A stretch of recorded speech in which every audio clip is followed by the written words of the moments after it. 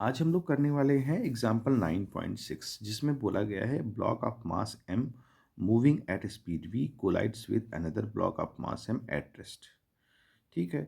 The lighter block comes to rest after the collision, find the coefficient of restitution. देखिए, होता यह है कि अगर परफेक्टली इलास्टिक कोलिजन है, ये एग्जाम्पल 9.6, परफेक्टली इलास्टिक कोलिजन में क्या होता है कि सेपरेशन की जो वेलोसिटी होती है वही अप्रोच की वेलोसिटी होती है, यानी कि सेपरेट होने में जो वेलोसिटी आएगी और वो अप्रोच की जो वेलोसिटी होती है वो इक्वल होती है। तो लेकिन इन जनरल अगर हम देखें, अगर प्रैक्टिकल वे में, तो ना तो कोई बॉडी परफेक्टली इलास्टिक होती है, ना ही कोई परफेक्टली इनइलास्टिक बॉडी होती है। तो ऐसे केस में जो कोफिशिएंट ऑफ रेस्टिट्यूशन है वो क्या होगा, उसका फार्मूला वेलोसिटी ऑफ सेपरेशन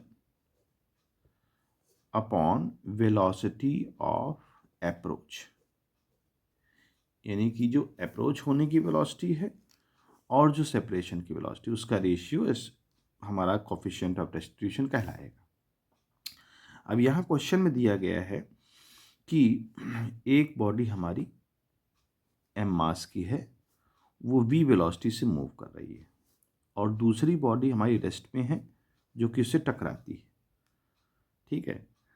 अब टकराने के बाद क्या होता है कि वो लाइटर बॉडी रेस्ट में आ जाती है कॉलिजन के बाद। तो अब देखिए यहाँ पर, ये पहले तो हम law of conservation of momentum लगाएंगे। तो फर्स्ट जो बॉडी थी, मास उसका m था और v वेलोसिटी, दूसरी बॉडी तो 0 पे थी। अब मान लीजिए वो दोनों बॉडीज जो है मतलब पहली वाली बॉडी जो जिसका मास कम था, भाई इसका m था और इसका 2m था, तो पहली वाली बॉडी तो 0 पे आ गई थी, यानी कि आफ्टर कॉलिजन तो उसका मोमेंटम 0 हो गया। लेकिन दूसरी वाली बॉडी चल पड़ती है, और वो किस वेलोसिटी चल पड़ती है हमें नहीं पता, तो मान ली v डैश से चलती है। तो यहाँ से v डैश की वैल्यू हम फाइंड कर सकते हैं। तो ये आ जाएगा, m से m कैंसिल हो जाएगा, v/2 आ जाएगा।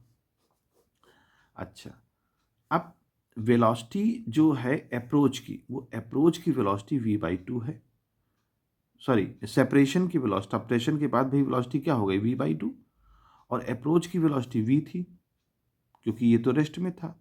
तो हमारा जो फार्मूला है ई वाला, उसको हम लगा सकते हैं। तो वेलोसिटी ऑफ सेपरेशन हमारी कितनी थी, v/2 निकल के आई है, और वेलोसिटी ऑफ अप्रोच कितनी थी, v थी। तो यहाँ से अगर हम v से v कैंसिल आउट कर दें तो e की वैल्यू कितनी आ जाएगी, 1/2। यही वो आंसर पूछ रहा है कि वेलोसिटी कोफिशिएंट ऑफ रेस्टिट्यूशन जो है वो e की वैल्यू 1/2 आएगी। तो इस तरह से इस क्वेश्चन को कर सकते हैं।